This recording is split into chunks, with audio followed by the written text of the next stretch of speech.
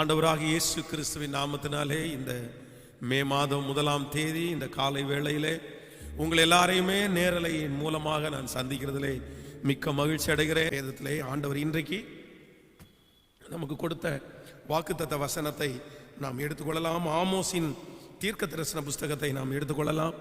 ஆமோஸின் தீர்க்க தரிசன புஸ்தகம் ஸ்தோத்திரம் 9ஆம் அதிகாரத்திலே 12வது வசனத்தை நாம் எல்லாரும் வாசிக்க போகிறோம். ஆமோஸின் தீர்க்க தரிசன புஸ்தகம் 9வது அதிகாரத்திலே நாம் 12வது வசனத்தை நாம் வாசிக்க போகிறோம். எல்லாரும் எடுத்துக்கொள்ளுங்கள். 1071வது பக்கத்திலே இருக்கிறது. 1071 இந்த பேஜ் நம்பர்ல இருக்கிறது.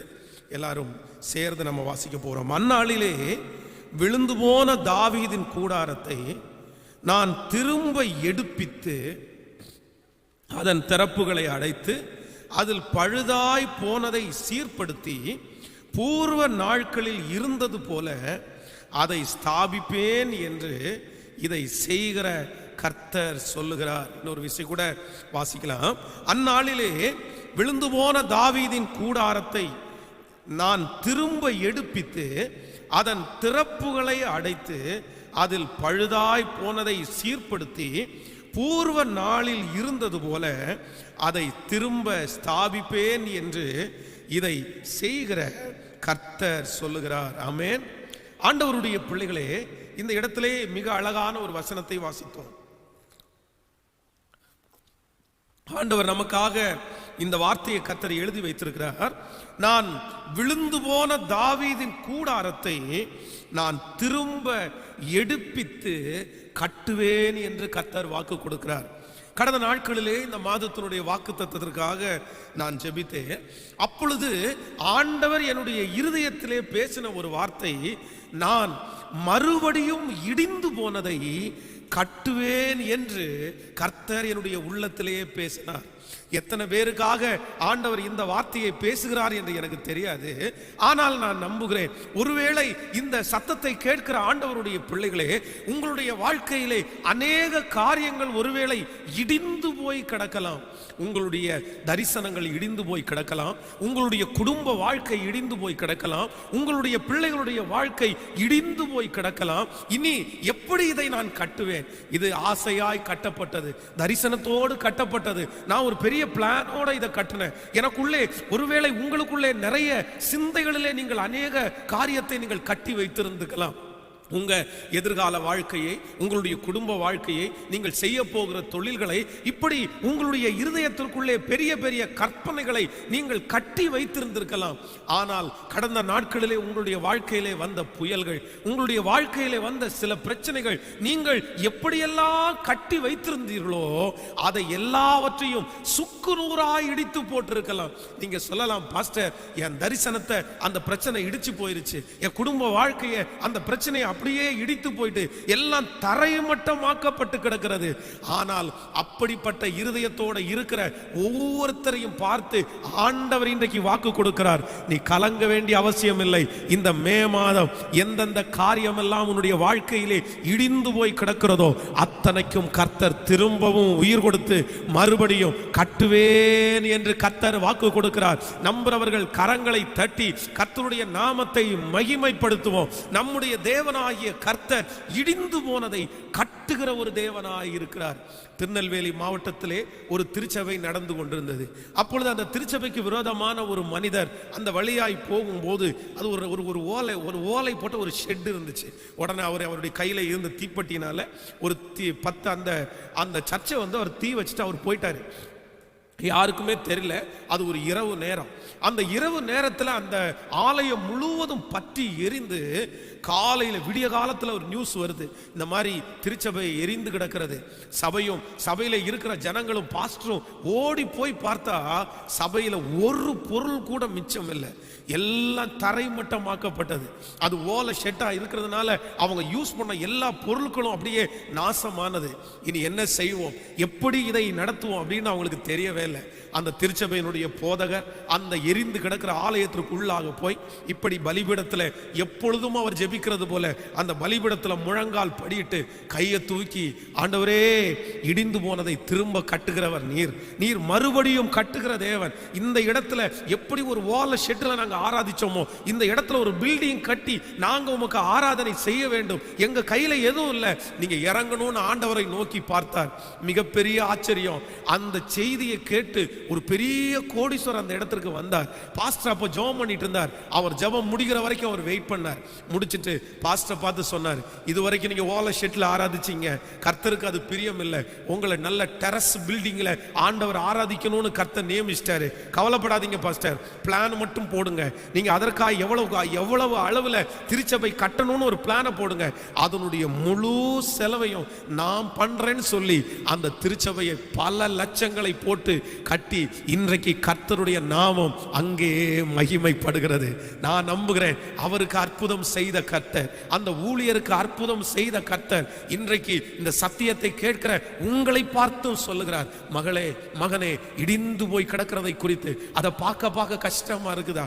சே, எவ்வளவு தரிசனத்தோட நான் கட்டினேன், எவ்வளவு ஆசையா கட்டினேன், இன்னைக்கு எல்லாம் இடிஞ்சு போய் கிடக்குது. அதை பார்க்க எனக்கு மனசே சரியில்லை பாஸ்டர். என்னுடைய உழைப்பு அதுல இருக்கிறது, என்னுடைய கண்ணீர் அதுல இருக்கிறது, என்னுடைய முழங்கால் அதுல இருக்கிறது. இப்படி இடிச்சு போயிருச்சு, இந்த மனுஷனால இந்த குடும்பம் இப்படி இடிஞ்சு போயிருச்சு, நான் என்ன பண்ணுனேன் அப்படின்னு உங்களுடைய இருதயம் கலங்குமே. ஆனால் இன்றைக்கு ஆண்டவர் உங்களுக்காகவே இந்த வார்த்தையை பேசுகிறார். உங்களுடைய கரத்தை பிடிச்சு சொல்லுகிறார், நீ ஏன் மகளே கவலைப்படுற, நீ ஏன் மகனே கவலைப்படுற, அந்த இடிந்து போனதை இதுக்கு முன்பாக இருந்ததை விட மிக அழகாய் கட்டுவதற்கு நான் வல்லவராய் இருக்கிறேன் என்று கர்த்தர் வாக்கு கொடுக்கிறார். நீங்கள் வேதத்திலே நெகேமியாவின் புஸ்தகத்தை குறித்து வாசிக்கும் போது வேதம் சொல்லுகிறது, இஸ்ரவேல் ஜனங்களுடைய அலங்கம் இடிக்கப்பட்டு போய்விட்டது. அந்நிய நாட்டினுடைய ராஜா அந்த தேசத்திற்குள்ளே கடந்து வந்து அங்கு இருக்கிற ஜனங்களை எல்லாம் சிறைப்படுத்தி அங்கு இருக்கிற வீடுகளை எல்லாம் அக்கினிக்கு இரையாக்கி அங்கே இருக்கிற காம்பவுண்டுகள் எல்லாம் இடித்து தகர்த்து தள்ளினார்கள். தேசம் அப்படியே திறந்து கிடக்கிறது. யார் வேணாலும் உள்ள வரலாம், என்ன வேணாலும் பண்ணலாம். ஜனங்கள் எல்லாரும் தங்களுடைய சுய வருமானத்தை இழந்தார்கள், ஆசீர்வாதத்தை இழந்தார்கள். ஒரு கட்டுக்கோப்பாய், ஒரு மிகப்பெரிய பாதுகாப்பாய் இருந்த அந்த அலங்கம் இடிந்து கிடக்கிறது.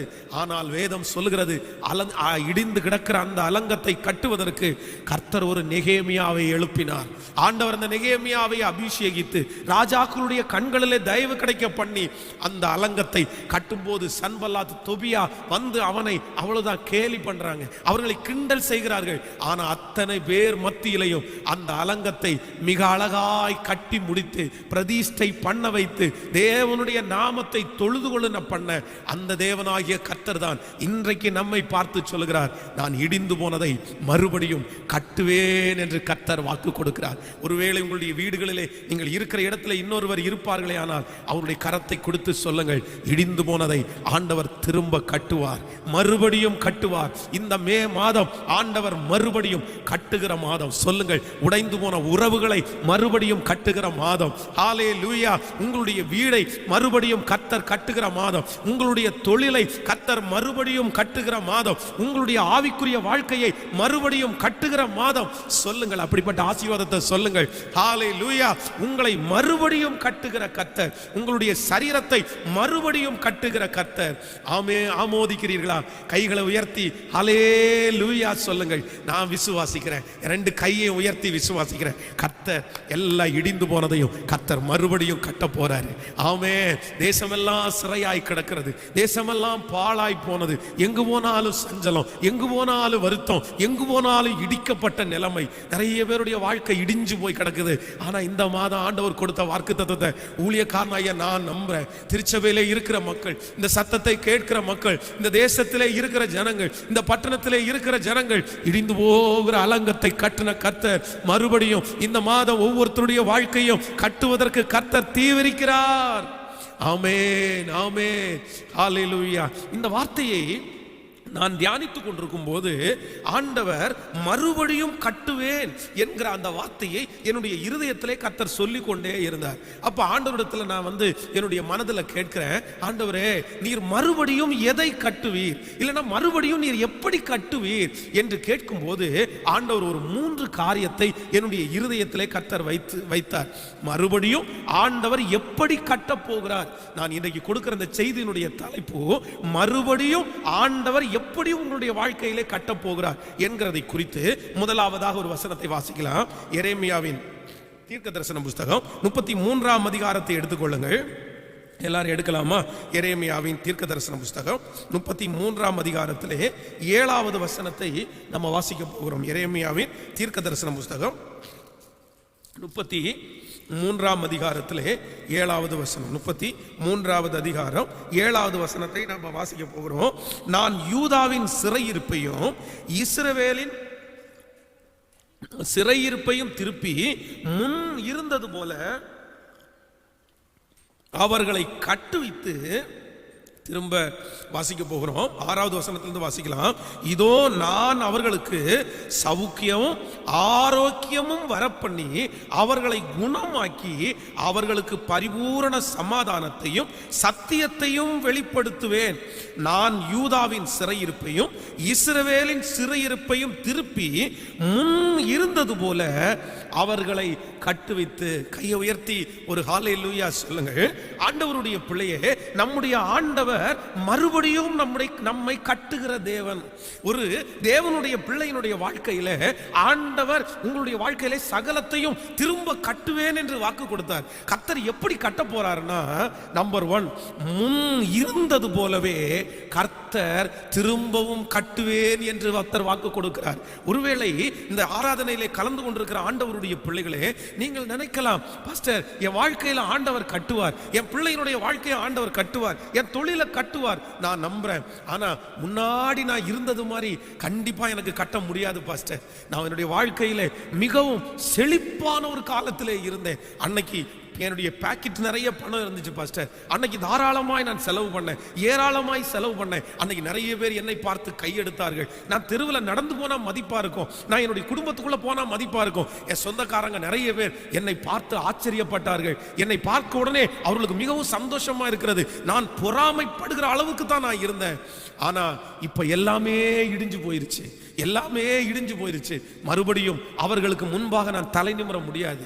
ஒருவேளை ஆண்டவர் கட்டலாம், ஆனா பழைய வருமானம் வராது பாஸ்டர், பழைய தொழில் வராது பாஸ்டர், பழையது மாதிரி நான் ஆசீர்வதிக்கப்பட முடியாது பாஸ்டர், பழையது மாதிரி என்னுடைய இருதயத்தில் அந்த சிரிப்பு வராது. என் சரீரத்தில் நான் அவ்வளவு பலசாலி, நான் அவ்வளவு காரியத்தை எல்லாம் செய்வேன். நான் தண்ணி ஆளா நான் அதை தூக்குவேன், தண்ணி ஆளா நான் அந்த காரியத்தை செய்வேன்.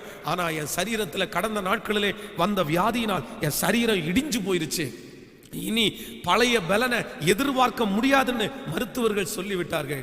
ஆனா இன்றைக்கு ஆண்டவர் இந்த 1ஆம் தேதி வாக்கு கொடுக்கிறாரு, கர்த்தர் உங்களை மறுபடியும் எப்படி கட்டுவார் அப்படின்னா, முன் இருந்தது போலவே திரும்ப கட்டுவேன் என்று கர்த்தர் வாக்கு கொடுக்கிறார். இந்த ஜெபத்தில் இருக்கிற எத்தனை பேருடைய வாழ்க்கையிலே அப்படிப்பட்ட சந்தோஷத்தை இழந்தீர்கள் என்று தெரியாது. பாஸ்டர், என் குடும்ப வாழ்க்கையில நானும் என்னுடைய கணவனாரும் இருந்த அளவிற்கு யாருமே இருந்திருக்க மாட்டாங்க.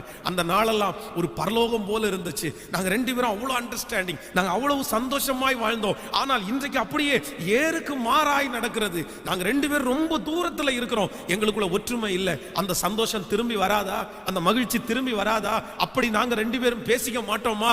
அப்படி ஏக்கத்தோட இருக்கிற ஒவ்வொரு தேவனுடைய பிள்ளைகளுக்கும் ஆண்டவர் இந்த 1ஆம் தேதி வாக்கு கொடுக்கிறார், நான் முன்பு இருந்தது போலவே இடிந்து போன உன்னுடைய வீட்டை, உன்னுடைய குடும்பத்தை மறுபடியும் எடுத்து கட்டுவேன், மறுபடியும் கட்டுவேன். உன் கணவனாருடைய வாழ்க்கையை முன் இருந்தது போலவே கட்டுவேன், உன் மனைவியினுடைய வாழ்க்கையை முன் இருந்தது போலவே கட்டுவேன், உன் பிள்ளை முன் இருந்தது போல உன்னை நேசிக்கிறதற்கு கர்த்தர் செய்வார். முன் இருந்தது போலவே உன்னுடைய தொழில் கட்டப்படும், முன் இருந்தது போலவே உன்னுடைய வருமானம் கட்டப்படும். எந்த காரியத்தை எல்லாம் முன்னாடி இருந்த வாழ்க்கையை நீ மிஸ் பண்றியோ, எந்த காரியத்தை எல்லாம் இப்படி இருந்த நான் இப்படி ஆயிட்டனேன்னு நீ தவறி நினைக்கிறாயோ, அந்த காரியத்தை எல்லாம் ஆவியானவர் இன்றைக்கு ஊழியக்காரன் மூலமாய் பேசுகிறார். நான் முன்னாடி இருந்தது மாதிரி திரும்பவும் நான் கட்டுவேன் என்று. ஹல்லேலூயா, ஹல்லேலூயா. நம்முடைய தேவன் முன் இருந்தது போல கட்டுகிற கர்த்தர். நீங்கள் வேதத்திலே ரூத்தின் புஸ்தகத்தை எடுத்து வாசிப்பீர்களே ஆனால் அந்த இடத்துல ரூத்து ஒரு வார்த்தையை இல்ல, நகோமி ஒரு வார்த்தையை சொல்லுகிறார். என்ன வார்த்தையை சொல்றார் அப்படின்னா, என்னதான் இருந்தாலும் பழைய வாழ்க்கை எனக்கு திரும்ப வராது. தன்னுடைய மருமகளை பார்த்து சொல்கிறார், என்னுடைய மக்களே என் கூட திரும்பி வராதீங்க. ஏன்னா நான் நிறைவுள்ளவளாய் இந்த இடத்திலிருந்து போனேன். ஆனா நான் இப்ப எப்படி வந்திருக்கேன் தெரியுமா? குறைவுள்ளவளாய் திரும்பி வந்திருக்கிறேன். அந்த பட்டணத்திலிருந்து ஒரு 5 வருடம்னு வைங்களேன், இல்லைன்னா ஒரு 10 வருடம்னு வைங்களேன். 10 வருஷத்துக்கு முன்னாடி அந்த பட்டணத்தை விட்டு போகும்போது அவள் பொன்னோடும் பொருளோடும் போனாள், பெரிய செல்வாக்கோடு போனாள், தன்னுடைய 2 பிள்ளைகளோடு போனாள், கணவனாரோட போனாள். பாருங்க, நான் பஞ்சத்தை பிழைச்சிட்டு நான் திரும்ப வருவேன் அப்படின்னு சொல்லி ரொம்ப கெத்தா அந்த ஊரை விட்டு போனாள். ஆனா அந்த ஊருக்கு அவள் திரும்பி வரும்போது எல்லாத்தையும் இழந்து, தன்னுடைய பிள்ளைகளை இழந்து, தன்னுடைய கணவனாரை இழந்து, நிறைவுள்ளவளாய் நான் போனேன், நான் குறைவுள்ளவளாய் திரும்பி வருகிறேன். என் வாழ்க்கை போயிருச்சு, என் மக்களே என் வாழ்க்கை போயிருச்சு. திரும்ப நான் வாழ்க்கைப்பட முடியாது, திரும்ப ஒரு கல்யாணம் பண்ண முடியாது, திரும்ப எனக்கு குழந்தை பிறக்காது.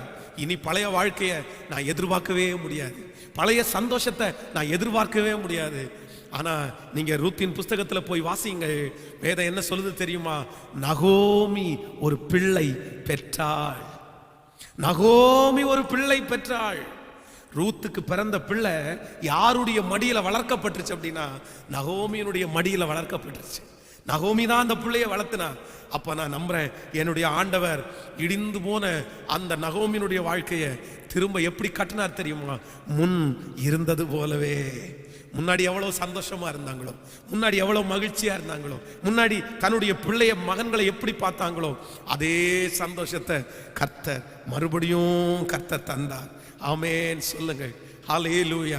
யாக்கோபை குறித்து வேதம் சொல்கிறது, 15 ஆண்டுகள், கிட்டத்தட்ட 15 ஆண்டுகள் தன்னுடைய மகனை பார்க்கவே இல்லை. தன்னுடைய மகன் இறந்து போய்விட்டான் என்று அவர் நினைத்தார். இனி நான் அந்த சந்தோஷத்தை பார்க்க மாட்டேன். அதான் தன்னுடைய பிள்ளைகள் எல்லாம் தனக்கு ஆறுதல் சொல்ல வந்து நிற்கும் போது அவன் என்ன சொல்றான் தெரியுமா? எனக்கு யாரும் ஆறுதல் சொல்லாதீங்க, எனக்கு ஆறுதல் யாருமே சொல்லாதீங்க, நான் துக்கத்தோடே பாதாளத்துக்கு இறங்குவேன், நான் துக்கத்தோடே என் கல்லறைக்கு போவேன். அப்படின்னா அதுக்கு என்ன அர்த்தம் அப்படின்னா, இனி சாகிற வரைக்கும் அந்த சந்தோஷத்தை நான் பார்க்க முடியாது. இனி சாகிற வரைக்கும் யோசேப்பை நான் திரும்பி பார்ப்பேனா? அவனை கொடுக்க முடியுமா? எனக்கு யாரும் ஆறுதல் சொல்லாதீங்க, போன யோசேப்பு போனதுதான், இனி நான் சாகும்போது கூட அந்த காரியம் இல்லைன்ற துக்கத்தோடு தான் நான் சாவேன் அப்படின்னு தன்னுடைய பிள்ளைகளை பார்த்து சொல்லுகிறான். ஆனா இடிந்து கிடக்கிற யாக்கோபனுடைய வாழ்க்கையை ஆண்டவர் மறுபடியும் கட்டுறாரு. எப்படி கட்டுறாரு தெரியுமா? எந்த மகன் இறந்து போனா இனி நான் துக்கத்தோடே போவேன் அப்படின்னு நினைச்சாரோ, அந்த மகன் உயிரோடு இருக்கிறான். வேதம் சொல்லுகிறது, தன்னுடைய மகன் உயிரோடு இருக்கிறான் என் செய்தியை கேட்டு தன்னுடைய மகனை சந்திச்சதற்கு பிறகு யாக்கோபு சொல்றாரு, இனி நான் சமாதானத்தோடு நான் நித்திரைக்கு போவேன், சமாதானத்தோட நான் கல்லறைக்கு போவேன். நான் நினைச்ச உன்னை பார்க்க மாட்டேன்னு, நான் நினைச்ச திரும்ப நீ என் வாழ்க்கையில இனி ஒரு டைம் உன்னை பார்க்க முடியாது. பட் சர்வ வல்லவராகிய ஆண்டவர், நீதி செய்கிற கர்த்தர், என் கூட இருக்கிற தேவனாகிய கர்த்தர், நான் சாகிறதுக்கு முன்னாடி மறுபடியும் உன்னை நான் பார்த்துட்டேன். இப்ப நான் துக்கத்தோட கல்லறைக்கு போக மாட்டேன். என் சாவு துக்கத்தோடு இருக்காது. என் சாவு எப்படி இருக்கும் தெரியுமா? மகிழ்ச்சியா இருக்க போகுது. இதே வார்த்தையை யாரோ ஒருத்தர் கேட்டுக்கொண்டிருக்கலாம். நான் சந்தோஷத்தோட என்னுடைய ஆயுசு காலத்தை முடிப்பேன்னு எனக்கு தெரியல பாஸ்டர். நான் என் சந்தோஷத்தோட முடிக்கிறதுக்கு வாய்ப்பு இல்லை. என் வாழ்க்கையில ஒரு காரியம் இடிஞ்சு போயிருச்சு.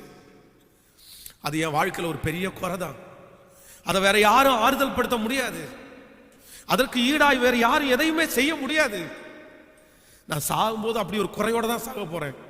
ஆனா இன்னைக்கு ஆண்டவர் வாக்கு கொடுக்கிறார், உன் கரத்தை பிடித்து சொல்லுகிறார், நீ எந்த இடத்துல இருக்கிறாயோ அந்த இடத்துல கர்த்தர் தூதனை அனுப்புறது போலதான் இந்த யூடியூப் மூலமா கர்த்தரோட பேசிட்டு இருக்கிறார். ஹல்லேலூயா. ஆண்டவர் உங்ககிட்ட பேசிட்டு இருக்கிறார். இல்ல மகளே, இல்ல மகனே, நீ சந்தோஷத்தோடு தான் நீ கல்லறைக்கு போவாய். உன் கண்கள் அதை காணும். நான் மறுபடியும் கட்டுவேன், முன் இருந்தது போலவே கட்டுவேன், உன் சஞ்சலம் அன்றைக்கு மாறி போகும் என்று கர்த்தர் வாக்கு கொடுக்கிறார். ஹல்லேலூயா. நம்புறவங்க 2 கைகளை மேல உயர்த்தி நன்றி ஆண்டவரேன்னு சொல்லுங்க. உன் சரீரம் முன்பு இருந்தது போல கட்டப்படுகிறது, உன் குடும்பம் முன்பு இருந்தது போலவே கட்டப்படுகிறது. ஹல்லேலூயா. நம்புறவங்க எல்லாரும் முழு பலத்தோட இருக்கிற இடத்துல கைகளை உயர்த்தி இயேசுவே நான் விசுவாசிக்கிறேன்னு சொல்லுங்க. சத்தம் போட்டு சொல்ல முடிஞ்சவங்க சத்தம் போட்டு சொல்லுங்க. ஆண்டவர் வாக்கு கொடுக்கிறார், முன் இருந்தது போலவே நான் மறுபடியும் கட்டுவேன். ஹல்லேலூயா. நீ மிஸ் பண்ண அந்த சந்தோஷம் உங்களுக்கு திரும்ப வரப்போகுது. ஹல்லேலூயா. நீங்க மிஸ் பண்ண சரீர சுகம் உங்களுக்கு திரும்ப வரப்போகுது. ஆமென், ஆமென், ஆமென். நடக்குது. இந்த 1ஆம் தேதியை கர்த்தர் செய்ய ஆரம்பிச்சிட்டார்னு நான் நம்புறேன். ரத்தால சௌதோரா ஹதரமா. நடக்காதுன்னு சொன்ன மனிதர்கள் மத்தியிலே, நடக்காதுன்னு சொன்ன சொந்தங்கள் மத்தியிலே, மறுபடியும் உனக்கு அப்படிப்பட்ட ஒரு வாழ்க்கை வராது, மறுபடியும் அப்படிப்பட்ட ஒரு உயர்வு உனக்கு வராதுன்னு சொன்ன அத்தனை பேர் முன்பாகவும் என் தேவனாகிய கர்த்தர் மறுபடியும் உனக்கு வாக்கு கொடுக்கிறார். மகளே, மகனே, பெற்றுக்கொள். நான் மறுபடியும், ஓ ஹல்லேலூயா, முன் இருந்தது போலவே திரும்ப நான் கட்டுவேன். முன் இருந்தது போலவே திரும்ப கட்டுவேன். முன் இருந்தது போலவே திரும்ப கட்டுவேன். ராதாலா சௌதோரமா. நம்புறாண்டவரே, நம்புறாண்டவரே, நம்புறாண்டவரே. கடந்ததை நினைத்து கலங்காதே, நடந்ததை மறந்து விடு. கடந்ததை நினைத்து கலங்காதே, நடந்ததை மறந்து விடு. கர்த்தர் புதியன செய்திடுவார், இன்றே நீ காண்பார். கர்த்தர் புதியன செய்திடுவார், இன்றே நீ காண்பார். இன்றே நீ காண்பார். இன்றே நீ காண்பார். முடிந்தவங்க சேர்ந்து கரங்களை தட்டி கலங்கிடவே வேண்டாம், கலங்கிடவே வேண்டாம், கலங்கிடவே வேண்டாம், கலங்கிடவே வேண்டாம். என் இயேசு கைவிட மாட்டார், என் இயேசு கைவிட மாட்டார். ராணிக்கு மேலாக சோதிக்கப்படும் அவர் ஒரு நாள் விடமாட்டார். ராணிக்கு மேலாக அவர் ஒரு நாள் தாங்கிடும் பலன் தருவார், தப்பிச் செல்ல வழி செய்வார். தாங்கிடும் பலன் தருவார், தப்பிச் செல்ல வழி செய்வார். நீ தப்பிச் செல்ல வழி செய்வார், நீ தப்பிச் செல்ல வழி செய்வார். இப்ப கைய மேல தட்டி கலங்கிடவே வேண்டாம், கலங்கிடவே வேண்டாம், கலங்கிடவே வேண்டாம், கலங்கிடவே வேண்டாம். என் இயேசு கைவிட மாட்டார், எங்கள் இயேசு கைவிட மாட்டார். நம் இயேசு கைவிட மாட்டார். ஹல்லேலூயா. ஆண்டவர் மறுபடியும் கட்டுவேன் என்று வாக்கு கொடுக்கிறார். மறுபடியும் எப்படி கட்டுவாராம்? நம்பர் 1, முதலாவதாக முன் இருந்தது போலவே நான் திரும்பவும், நான் மறுபடியும் வாழ்க்கையை கட்டுவேன். ஆமென். நீங்க மிஸ் பண்ண சந்தோஷத்தை திரும்ப தருவேன்னு கர்த்தர் வாக்கு கொடுக்கிறார். நம்பர் 2, இரண்டாவதாக இந்த வார்த்தையை நான் தியானித்துக் கொண்டே இருக்கும்போது ஆண்டவர் இரண்டாவதாக என்னுடைய இருதயத்திலே கர்த்தர் பேசினார். ஆண்டவர் நம்முடைய வாழ்க்கையிலே மறுபடியும் கட்டுவேன்னு வாக்கு கொடுக்கிறார்ல, எதை ஆண்டவர் செய்வார் என்கிறதை குறித்து நான் தியானிக்கும் போது 1 சாமுவேல் 2ஆம் அதிகாரத்தை நாம் எடுத்துக்கொள்ளலாம். எல்லாரும் எடுத்துக்கொள்வோம். 1 சாமுவேல் 2வது அதிகாரம் 35வது வசனத்தை நம்ம வாசிக்க போகிறோம். 1 சாமுவேல் 2ஆம் அதிகாரத்திலே ஸ்தோத்திரம் 2ஆம் அதிகாரம் 35வது வசனத்தை நான் வாசிக்கலாமா? நான் என் உள்ளத்துக்கும் என் சித்தத்திற்கும் ஏற்றபடி செய்யத்தக்க உண்மையுள்ள ஒரு ஆசாரியனை எழும்ப பண்ணி அவனுக்கு நிலையான வீட்டை கட்டுவேன். அவன் என்னால் அபிஷேகம் பண்ணப்பட்டவனுக்கு முன்பாக சகல நாட்களும் நடந்து கொள்ளுவான். இன்னொரு விஷயம் கூட வாசிக்கலாம். நான் என் உள்ளத்திற்கும் என் சித்தத்திற்கும் ஏற்றபடி செய்யத்தக்க ஒரு உண்மையான ஒரு ஆசாரியனை எழும்ப பண்ணி அவனுக்கு நிலையான வீட்டை கட்டுவேன். இதற்கு முன்பாக ஆண்டவர் நமக்கு பேசினார், முன் இருந்தது போலவே நான் கட்டுவேன். இரண்டாவது ஆண்டவர் இந்த இடத்திலே வாக்கு கொடுக்கிறார், நான் என் இருதயத்திற்கு ஏற்றவனுக்கு நிலையான ஒரு வீட்டை கட்டுவேன். நிலையான ஒரு வீட்டை கட்டுவேன். ஆண்டவருடைய பிள்ளைகளே, மறுபடியும் ஆண்டவர் உங்க வாழ்க்கையை கட்டுவேன்னு வாக்கு கொடுக்கிறாரு. கர்த்தர் எப்படி உங்களுடைய வாழ்க்கையை கட்ட போறார் தெரியுமா? நம்முடைய வாழ்க்கையை ஆண்டவர் எப்படி கட்ட போறார் தெரியுமா? வேதம் இங்கு அழகாய் சொல்லுகிறது, கர்த்தர் திரும்ப உங்களுடைய வாழ்க்கையிலே கட்டுவது நிலையாய் கர்த்தர் கட்டுவார். நான் உன் வாழ்க்கையில திரும்ப நான் கட்ட போறேன். எப்படி கட்டுவேன் அப்படின்னா, இதற்கு முன்பாக ஒருவேளை உங்களுடைய வாழ்க்கையிலே நீங்கள் கட்டின எல்லாமே இடிந்து போயிருக்கலாம், வருஷம் இடிஞ்சு போயிருக்கலாம், 6 மாசத்துக்கு ஒரு டைம் உங்களுடைய வாழ்க்கையிலே அது உங்களை விட்டு கடந்து போயிருக்கலாம். எல்லா வருஷமும் இப்படிதான் பாஸ்டர், எல்லா மாதங்களும் இப்படிதான் பாஸ்டர், நான் ஆசையா கட்டுவேன். அதான் இந்த மணல்ல கடல்ல போய் விளையாடுகிற பிள்ளைங்க பார்த்தீங்க அப்படின்னா, அப்படியே ரொம்ப பெருசா அழகா அந்த மணல்ல ஒரு வீடு கட்டுவாங்க. அங்கே இருந்து ஒரு அலை வரும். அப்ப அந்த அலை வரும்போது பிள்ளைங்க எல்லாம் அந்த வீட்டுக்கு முன்னாடி நின்று வரக்கூடாது, என் வீடை நீ தொடக்கூடாது அப்படின்னு சொல்லிட்டு இருப்பாங்க. ஆனா பாத்தீங்க அப்படின்னா அந்த அலை வந்து கட்டின வீட்டை அப்படியே அடிச்சுட்டு போகும். அதே போல நிறைய பேருடைய வாழ்க்கையிலே இதுவரைக்கும் மணல் மேல் கட்டப்பட்ட வீடை போலதான் அவங்க வாழ்க்கை இருக்குது. மணல் மேல் கட்டப்பட்ட தொழிலை போலதான் அவங்களுடைய தொழில் இருக்குது. அது நினைச்சிட்டே இருப்பாங்க, அவ்வளவுதான் நம்ம ஸ்ட்ராங்கா கட்டிட்டோம். அதான் சிலர் குருவி மாதிரி சேர்த்து அப்படியே ஸ்ட்ராங்கா, இனி இந்த பிரச்சனை வராது, இனி இந்த போராட்டம் வராது அப்படின்னு நினைச்சிட்டு இருக்கும் போதே பாத்தீங்க அப்படின்னா அப்படியே அது அடிக்கிற புயல்களில் அது அழிந்து போயிடும். இந்த சத்தத்தை கேட்டுக்கொண்டிருக்கிற ஹல்லேலூயா யாராவது ஒருத்தர் ஒருவேளை அப்படிப்பட்ட சூழ்நிலையில இருக்கலாம். பாஸ்டர், இந்த வார்த்தை எனக்காக தான் பாஸ்டர் சொல்லப்படுகிறது. எனக்கு ஒரு நிலைவரமும் இல்லை பாஸ்டர், பிடுங்கி நடக்க போகிறேன். அங்க 50 நாள், இங்க 50 நாள், இங்க 10 நாள், அங்க 15 நாள். எனக்கு நிலையா ஒரு வீடு கிடைக்காதா? எனக்கு ஒரு நிலையான ஒரு வருமானம் வராதா? எனக்கு நிலையான ஒரு தொழில் கிடைக்காதா? நான் என்னைக்கு ஸ்ட்ராங் பண்ணுவேன்? நான் என்னைக்கு நிலைப்படுவேன்? என் வயசு தாண்டி போயிருச்சு பாஸ்டர், என் பிள்ளையினுடைய வயசு தாண்டி போயிருச்சு, இன்னும் அவன் செட்டில் ஆகல, அவன் நிலைப்படவே இல்லை.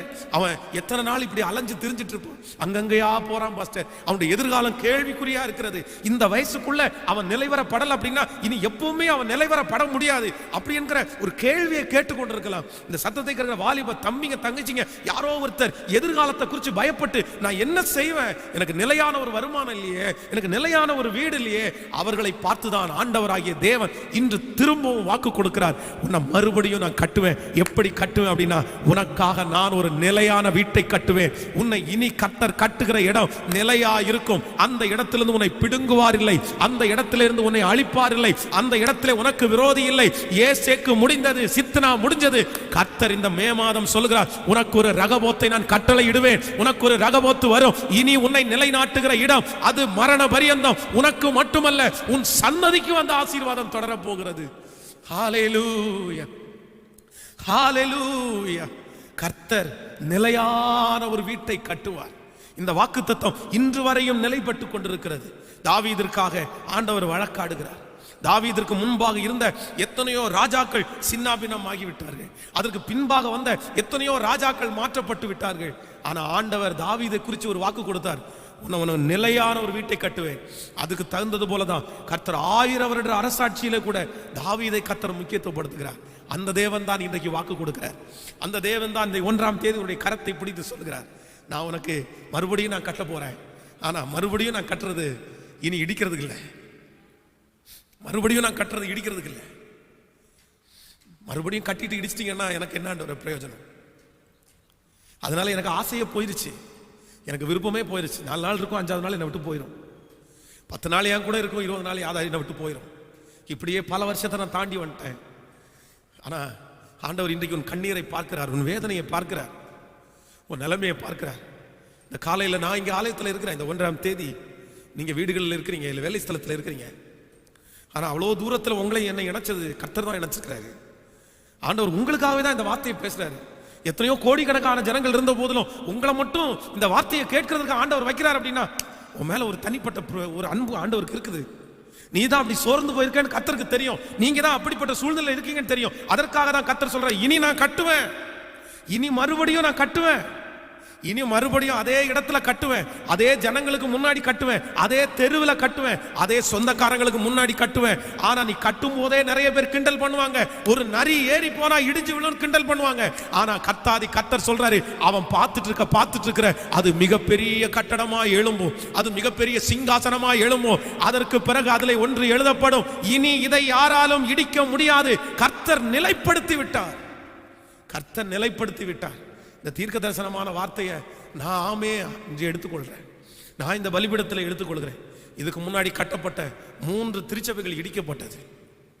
எல்லாம் எங்க கைனாலே கட்டி எங்க கைனாலேயே அதை இடிச்சிட்டோம். எங்க கைனாலேயே நாங்கள் அவ்வளோதான், இதை அப்படியே வளர்த்துடலாம் அப்படின்னு நினைச்சோம்.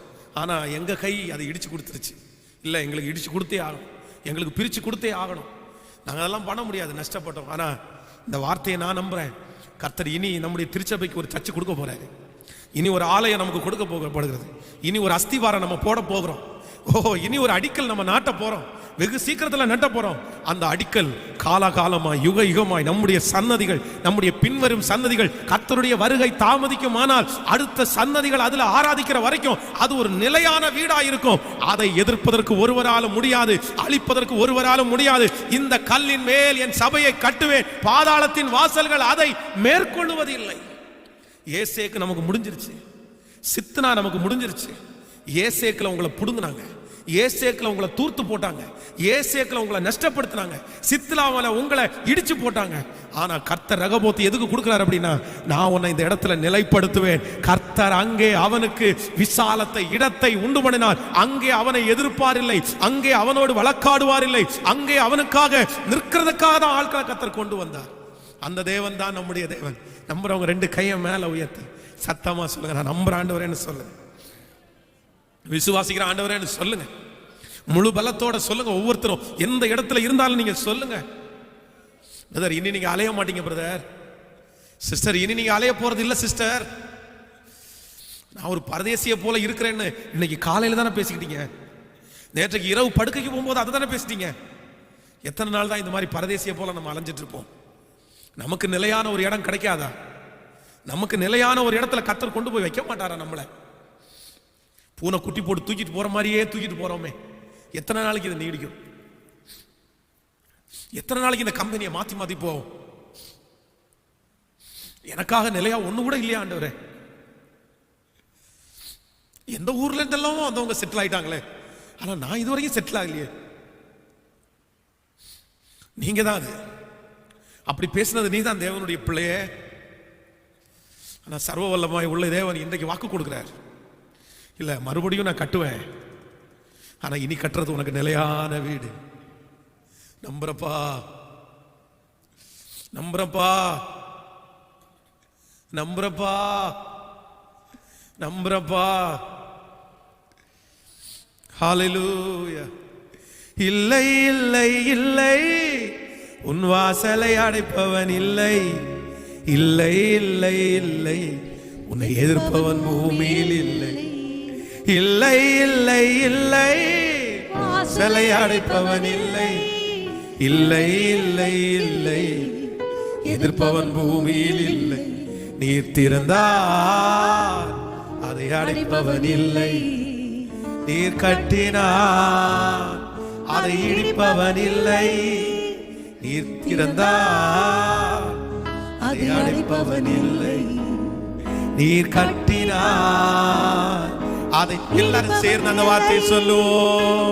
இல்லை இல்லை இல்லை, வாசலை அடைப்பவன் இல்லை, இல்லை இல்லை இல்லை, திரும்ப திரும்ப சொல்லிக்கொண்டே, இல்லை இல்லை இல்லை, வாசலை அடைப்பவன் இல்லை, இல்லை இல்லை, எதிர்ப்பவன் இல்லை. ஆமென். கையை உயர்த்தி ஒரு ஹல்லேலூயா சொல்லு. நம்பர் 3, மூன்றாவதாக ஆண்டவருடைய சமூகத்திலே மறுபடியும் நான் அவனை கட்டுவேன்.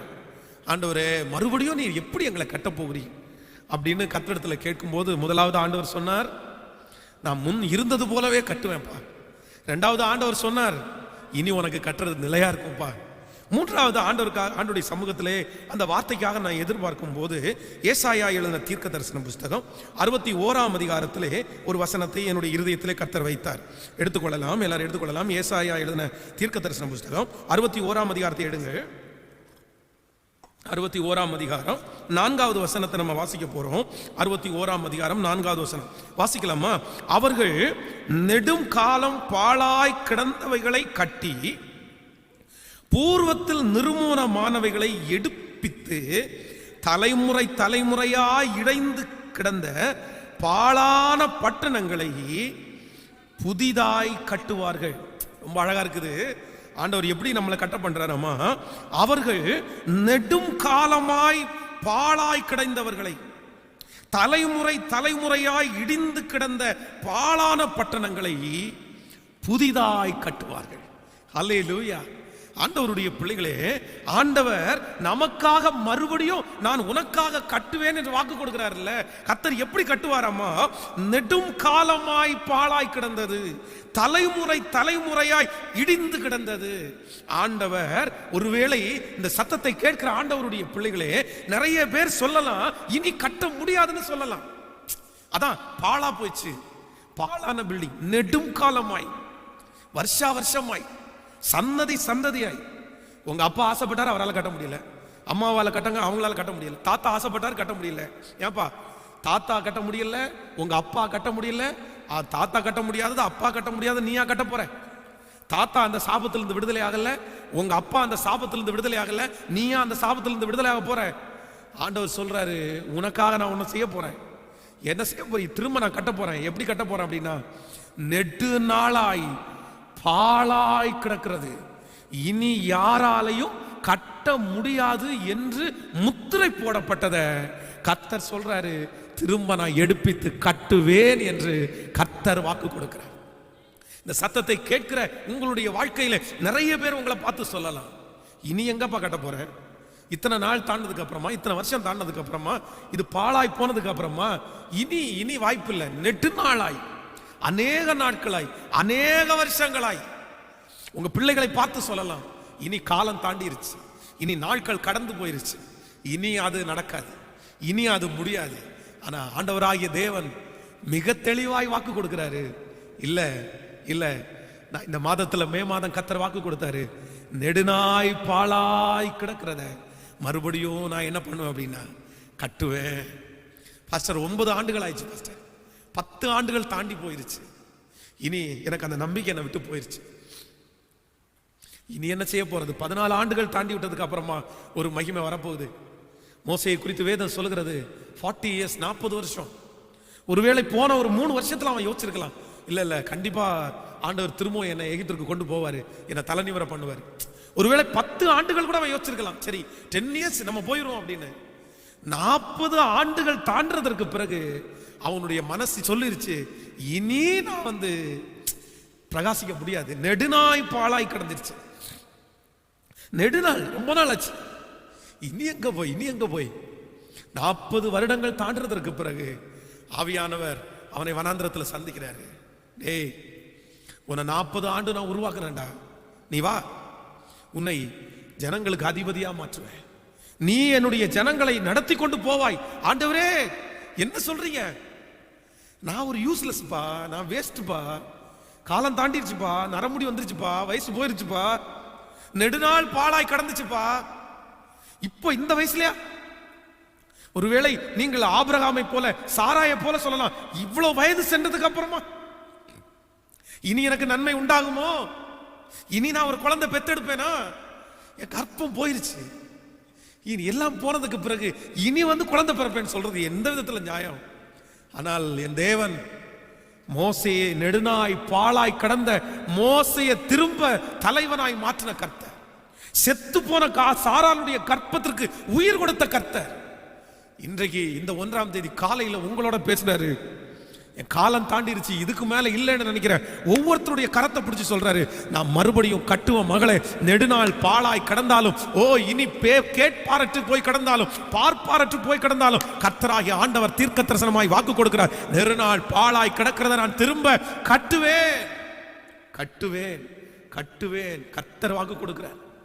கடந்த நாட்களில் ஒரு வாலிப கிட்டத்தட்ட ஒரு 40 வயது மதிக்கத்தக்க ஒரு மனிதர் என்னை வந்து சந்தித்தார். அவர் ரொம்ப ஆச்சரியமாய் ஒரு சாட்சியை சொன்னார். அவருடைய கணவன் மனைவிக்குள்ளே ஒரு பெரிய பிரிவினை வந்து 2 பேரும் பிரிந்து போனார்கள். தன்னுடைய மனைவியை அவர் காதலித்து திருமணம் செய்தார். அப்போ மனைவி அவரை விட்டு போனதுனால அந்த வருத்தம் தாங்க முடியாம ஒரு பெரிய குடிகாரராய் மாறினார். கிட்டத்தட்ட ஒரு 7 வருடங்கள் பக்கத்தில் அவர் மிகப்பெரிய குடிகாரனாய் மாறினார். அவருடைய தகப்பனும் தாயும் வந்து அவர் எங்கேயாவது கிடக்கும்போது அவரை அப்படியே தோல்ல தூக்கிட்டு வருவாங்களா 2 பேரும். அவர் அழுது கொண்டே சொல்றாரு, எந்த அம்மா அப்பாவுக்கும் அந்த நிலைமை வந்துடக்கூடாது பாஸ்டர். எங்க அம்மாவும் எங்க அப்பாவும் அவருடைய தோளில் 2 கையையும் வச்சுட்டு, நான் ஒரு படித்த பையன், நல்ல வேலை பார்த்தவன், என்னை அப்படியே நான் குடிச்சு நினைவு தெரியாம இருப்பேன். எங்க அம்மாவும் அப்பாவும் அழுதுட்டே என்னை தூக்கிட்டு வருவாங்க. ராத்திரி எங்க அம்மா அழுகிற சத்தம் என் காதில் கேட்கும். நான் இந்த குடிப்பழக்கத்திலிருந்து திரும்ப வெளியே வர்றதற்கு வாய்ப்பே இல்லை. ஏன்னா நெடுநாள் நான் அதில் பழகிட்டேன். திடீர்னு ஒரு நாள் இரவு நேரங்களில் நான் நிறைய சினிமா பார்க்குற பழக்கம் எனக்கு இருக்குது. நிறைய சினிமா பாடல்களை கேட்குற பழக்கம் இருக்குது. என்னுடைய செல்ஃபோனில் அப்படியே ஸ்க்ரோல் பண்ணிகிட்டே இருந்தேன். ஒவ்வொரு பாட்டாக கேட்டுட்டு இருந்தேன். திடீர்னு அதில் ஒரு வேர்டு வந்துருச்சு, நீ ஆதியிலே கொண்டிருந்த அன்பை விட்டாய் அப்படின்ற ஒரு செய்தி மாதிரி ஒன்று வந்துருச்சு. அதை ஓப்பன் பண்ணி பார்த்தேன். அதில் நீங்கள் ஒரு 7 நிமிஷம் பக்கத்தில் பேசின ஒரு சின்ன ஷார்ட் மெசேஜ் இருந்துச்சு. அந்த மெசேஜை கேட்க ஆரம்பித்த உடனே அப்படியே ஒரு தனி ரூமில் நான் ஏங்கி ஏங்கி ஏங்கி ஆள ஆரம்பித்தேன். ஆண்டவர் என் கூட பேசினாரு, நீ திரும்ப வா அப்படின்னு கூப்பிட்டாரு. ஒரே நாள் பாஸ்டர், 1 டே, அத்தனை நாளும் அவ்வளவு மொட்டா குடிகாரனா இருந்தேன்னா அந்த செய்தியை கேட்ட அன்னைக்கு ஒப்பு கொடுத்து அன்னைக்கு முடிவெடுத்தேன். நிறைய பேரிடத்துல கேட்டேன், உங்களை எப்படியாவது சந்திக்கணும், உங்களை எப்படியாவது நான் பார்க்கணும் அப்படின்னு ஆசைப்பட்டேன். யாராவது ஒருத்தர் பாஸ்டர் காமிக்க மாட்டாங்களா அப்படின்னு எல்லாம் கேட்டேன். அன்னைக்கு முதல் இன்னைக்கு வரைக்கும் நான் குடிக்கிறது இல்லை பாஸ்டர். குடியே நான் மறந்துட்டேன். கர்த்தர் என்னை தொட்டுட்டாரு. எங்க அம்மா அப்பா இப்ப என்னை குறித்து ரொம்ப சந்தோஷப்படுறாங்க. நான் நெடுநாய் பாலாய் கிடந்தவன், ஆனா திரும்ப என் வாழ்க்கை ஆண்டவர் கட்டிட்டாருன்னு அப்படி ஆனந்த கண்ணீரோடு அவர் சாட்சி சொன்னார். அவர் மட்டும் இல்லை, உங்க பிள்ளை சாட்சி சொல்லுவாங்க, உங்க கணவனார் சாட்சி சொல்லுவாங்க, உங்க மனைவி சாட்சி சொல்லுவாங்க, உன் குடும்பத்தில் இருக்கிற அநேகர் சாட்சி சொல்லுவாங்க. நெடுநாய் பாலாய் கிடக்கிறத மறுபடியும் கட்டுவேன்னு கர்த்தர் வாக்கு கொடுக்கிறார். நெடுநாள் பாழாய் கிடக்கிறத கடந்து போய் அந்த இடத்துல நின்று ஜெபம் பண்ணு. அந்த இடத்துல நின்று முழங்கால் படிட்டு அழு. இந்த இடத்துல இது வந்து ஆகணும் ஆண்டவரே, இந்த இடத்துல உங்க நாம மகிமைப்படணும் ஆண்டவரேன்னு சொல்லுங்க. கோயம்புத்தூர்ல கிட்டத்தட்ட 35 ஆண்டுகளாக பூட்டப்பட்டிருந்த ஒரு தேவாலயம், 35 ஆண்டுகளாக பூட்டப்பட்டிருக்கிற ஒரு தேவாலயம். ஒரு நாள் ஒரு டிசைன் சென்டரில் நான் நம்முடைய கன்வென்ஷன் நோட்டீஸ் டிசைன் பண்ணுறதுக்காக போயிருக்கிறேன். அந்த வாலிப தம்பி எனக்கு ரொம்ப பிடிக்கும். ரொம்ப ஆவிக்குரிய ஒரு மனுஷன், ரொம்ப நல்ல பையன், ஊழியத்தில் அவ்வளோ பெரிய இன்ட்ரெஸ்ட் ஆனவன். எனக்குள்ளே இருக்கிற ஆவியானவர் என்கிட்ட உந்தி தள்ளிட்டே இருக்காரு, நீ சொல்கிற அவனை பார்த்து, அவன் முழு நேரத்துக்காக ஆண்டவர் ஒரு பெரிய மிஷினரியாக அவனை அழைக்கிறாரு, நீ சொல்லு அப்படின்னு ஆண்டவர் என் கூட பேசிட்டே இருக்காரு. அவர் என் கூட தொழிலை பற்றி பேசிட்டே இருக்காரு. இதை இப்படி பண்ணலான் இருக்கேன் பிரதர், இப்படி பண்ணலான் இருக்கேன் பிரதர், இப்படியெல்லாம் எனக்கு பிளான் இருக்குது அப்படின்னு. உடனே நான் ஓப்பனாக இடத்துல சொல்கிறேன், ஆண்டவர் இதுக்காக உங்களை அழைக்கல, உங்களை குறித்து ஒரு பெரிய காரியத்தை செய்ய போகிறாரு, நீ பெரிய ஊழியத்தை செய்யணும் அப்படின்னு சொன்ன உடனே நான் ஒரு ஊழியத்திற்காக ஒரு பேரை ஒன்று சூஸ் பண்ணி வச்சுருந்தேன். எதிர்காலத்தில் ஊழியத்தை நம்ம செய்யணும்னா இந்த பேரில் ஒரு ஊழியம் ஆரம்பிக்கணும் அப்படின்னு ஒரு பேரை நான் செலக்ட் பண்ணி வச்சுருந்தேன். உடனே ஆவியானவர் என்னுடைய இருதயத்தில் பேசினார், அந்த பேர் உன்னுடைய பேர் இல்லை, அந்த பேர் அவனுடைய பேர், அவனுக்கு கொடு அப்படின்ற மாதிரி. உடனே அவரை பார்த்து சொன்னேன், நீங்கள் வைக்க போகிற ஊழியத்தினுடைய பேர் இதுதான், நீங்கள் அவ்வளோதான், அந்த பேரை வச்சு நீங்கள் ஒரு ஊழியத்தை ஆரம்பிச்சிருங்க அப்படின்னு. ஒரு மிகப்பெரிய ஆச்சரியம், அந்த வாலிப தம்பி அந்த ஊழியத்திற்காக அர்ப்பணிச்சு 35 ஆண்டுகளாக பூட்டப்பட்டிருந்த ஒரு திருச்சபையை திறந்து இன்றைக்கு அந்த இடத்துல ஆராதிச்சு, இன்றைக்கு அந்த இடத்துல 25க்கும் அதிகமான ஆத்துமாக்கள் வந்து அந்த இடத்திற்கே ஒரு பெரிய வெளிச்சத்தை அவர் இன்னைக்கு அவர் மூலமா கர்த்தர் செய்தார். நான் தீர்க்க தரிசனமா சொல்றேன், இந்த ஜபத்தில் இருக்கிற யாரோ ஒருத்தரத்தில் ஆண்டவர் பேசுறாரு, மகனே நெடுநாள் பாழாய் கிடக்கிறத கர்த்தர் உன் மூலமா கட்ட போறாரு. நெடுங்காலமாய் பாழாய் கிடக்கிறத கர்த்தர் உங்க மூலமாய் கட்ட போறாரு. தலைமுறையா இடிந்து கிடக்கிறத கர்த்தர் உங்க மூலமா கட்ட போறாரு. இனி கேட்பாரற்று கிடக்கிறது, பார்ப்பாரற்று கிடக்கிற வாழ்க்கை அவ்வளவுதான், இது முடிஞ்சு போயிருச்சு. இதுக்கு மேல இதுல நன்மை வராதுன்னு சொன்னது எல்லாவற்றையும் கர்த்தர் திரும்ப ரீகலெக்ட் பண்றதை நான் பார்க்கிறேன். ஆண்டவர் திரும்ப எடுக்கிறத நான் பார்க்கிறேன். ரத்தல சந்தன ரோதனம ஆண்டவர் திரும்ப உனக்கு வாக்கு கொடுக்கிறார். ஹல்லேலூயா. உன்கிட்ட இருக்கிற சக்தி பெரிய சக்தி, உங்களுக்குள்ள இருக்கிறவர் பெரியவர். பாழாய் கிடக்கிற உங்க வாழ்க்கையை திரும்ப கத்தர் கட்ட போறார். நம்புறீர்களா? நம்புகிறவங்க எல்லாம் தேவ சமூகத்தில் அப்படி எழும்பி நில்லுங்கள். ஆண்டவர் நீங்க 3 வார்த்தைகளை நமக்கு தந்தார். நான் மறுபடியும் கட்டுவேன். இன்றைக்கு ஆண்டவர் கொடுத்த வாக்குத்தத்தம், ஆண்டவர் சொல்றார் நான் மறுபடியும் கட்டுவேன். இந்த 1ஆம் தேதி ஆண்டவர் அந்த வார்த்தையை தான் உங்களோட பேசுறாரு. நீங்க எங்க இருந்தாலும் ஆண்டவர் சொல்றாரு நான் மறுபடியும் கட்டுவேன். முன் இருந்தது போலவே கட்டுவேன். ஹல்லேலூயா. இனி நிலையாய் கட்டுவேன். நெடுங்காலமாய் தலைமுறை தலைமுறையாய் பாழாய் கிடந்ததை நான் கட்டுவேன். நம்புறவங்க எல்லாம் கர்த்தருக்கு நன்றி சொல்லுங்க பார்க்கலாம். இயேசுவே, நீர் எனக்கு கொடுத்த வாக்குத்தத்தத்திற்காய் இப்பொழுது இந்த செய்தியை கேட்டு அழுது கொண்டிருக்கிற உங்களை எந்த இடத்துல இருந்தாலும் கர்த்தர் பார்க்கிறாரு. நீ ஆலயத்துக்குள்ள இல்ல, ஆனா ஆண்டவர் உங்க வீட்டுக்குள்ள இருக்கிறார். நீ இந்த ஆராதனையை கேட்கறது கூட உனக்கு விடுதலை இல்லை, இந்த செய்தியை கேட்கறது கூட உனக்கு விடுதலை இல்லை. ஆனா கர்த்தர் உன் அழுகையை பார்க்கிறார், உன் கண்ணீரை பார்க்கிறார். ஹல்லேலூயா. சொல்லுங்க ஆண்டவரே நன்றி அப்பா, நன்றி அப்பா. ஆரம்பம் அற்பமானாலும் முடிவு சம்பூர்ணமா இருக்கும். ஆரம்பம் அற்பமானாலும் முடிவு சம்பூர்ணமா இருக்கும். முடிவை சம்பூர்ணமாய் மாற்றுகிற ஒரு நல்ல தேவனை தான் நீங்க ஆராதிக்கிறீங்க. ஹல்லேலூயா. சொல்லுங்க சத்தத்தை உயர்த்தி, இயேசுவே இந்த வார்த்தைக்காக உமக்கு நன்றி என்று சொல்லுங்கள். இந்த மாதம் என்னை நடத்த போகிற கிருபைக்காக நன்றி என்று சொல்லுங்கள். என்னை வித்தியாசமாய் நடத்த போகிறார். இந்த மாதம் நம்முடைய திருச்சபையை கர்த்தர் வித்தியாசமாய் நடத்த போறார். இந்த மாதம் ஆண்டவர் நமக்கு வாக்கு கொடுத்த அந்த காரியத்தை கர்த்தர் சொல்லிட்டார்ல, நான் உனக்கு செய்வேன்னு கர்த்தர் செய்ய போறார். நான் மறுபடியும் கட்டுவேன், நான் மறுபடியும் கட்டுவேன். ஹல்லேலூயா. ஆரம்பம் அற்பமானாலும் முடிவு சம்பூர்ணமா.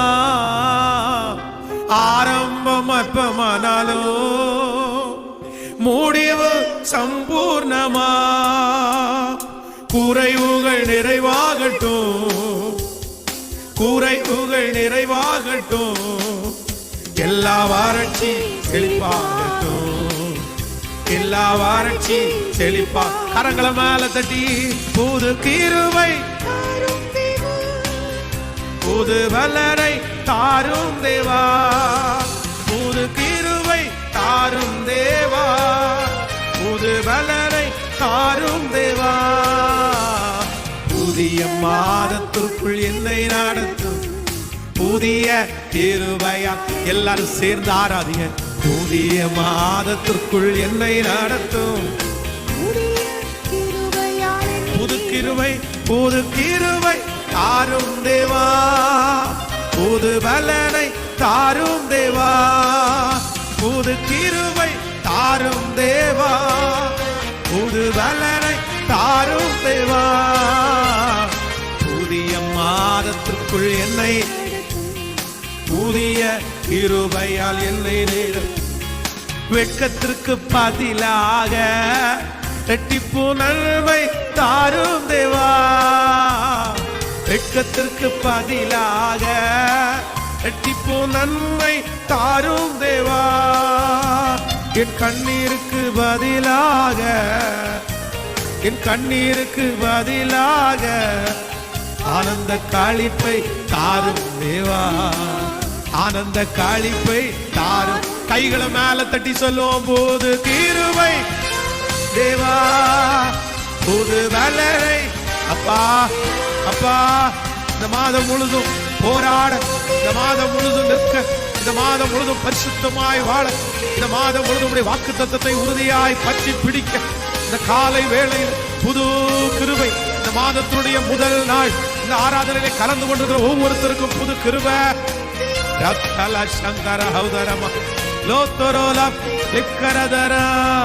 சவால்கள் சந்தித்திட,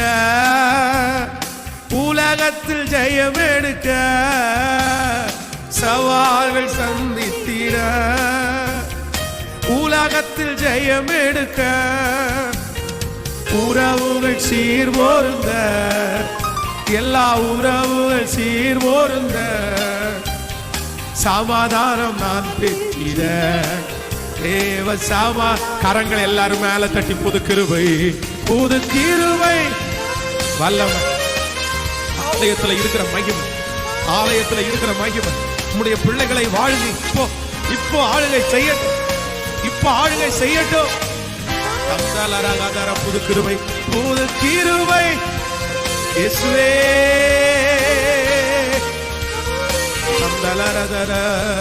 புதிய மாதத்துக்குள் என்னை நடத்தும், புதிய கிருபையால் என்னை நிரப்பும்.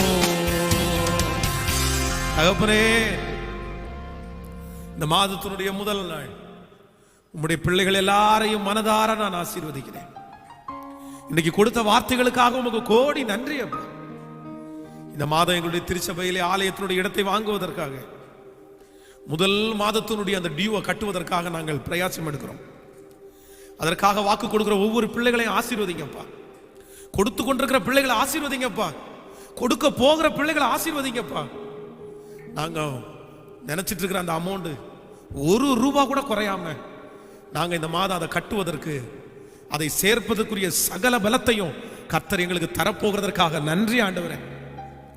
அதை கொடுக்கக்கூடிய ஒரு 1000 பேரை எழுப்புங்கப்பா, ஒரு 1000 பேரை எழுப்புங்கப்பா. இந்த பிள்ளைகள் ஊழியத்தை நேசிக்கிற, இன்னும் ஜெபிக்கிற ஒவ்வொரு பிள்ளைகளுக்கும் அந்த ஜெப வல்லமையினால நிரப்புங்க ராஜா. இந்த உலகத்தில் இருக்கிற இந்த சூழ்நிலைகளை எல்லாம் மாற்றுங்க ஆண்டவரே. எங்களால பார்க்க முடியலப்பா. என் பிள்ளைகள் குடிக்கிற தண்ணீர், சுவாசிக்கிற காற்று, சாப்பிடுகிற ஆகாரம் எல்லாத்தையும் ஆசீர்வதிங்க ஆண்டவரே. என் பிள்ளைகள் எல்லாரையும் பாதுகாத்துக் கொள்ளுங்க ஆண்டவரே. பகலில் வெயில் உன்னை சேதப்படுத்தாது, இரவில் நிலவு உன்னை சேதப்படுத்தாது. அவங்க வீட்டு வாசல் நிலை கதவுல இயேசுவின் ரத்தத்தை தெளிக்கிறேன். வீட்டில் இருக்கிற ஒவ்வொருவர் மேல இயேசுவின் ரத்தத்தை தெளிக்கிறேன். அவங்க யூஸ் பண்ற வாகனத்தில் இயேசுவின் ரத்தத்தை தெளிக்கிறேன். போகும்போது வரும்போது ஒரு பெரிய பாதுகாப்பு உண்டாகட்டும். இந்த மாதம் உங்க பிள்ளைகளுக்கு ரொம்ப ஆசீர்வாதமான மாதமாய் அமையட்டும்.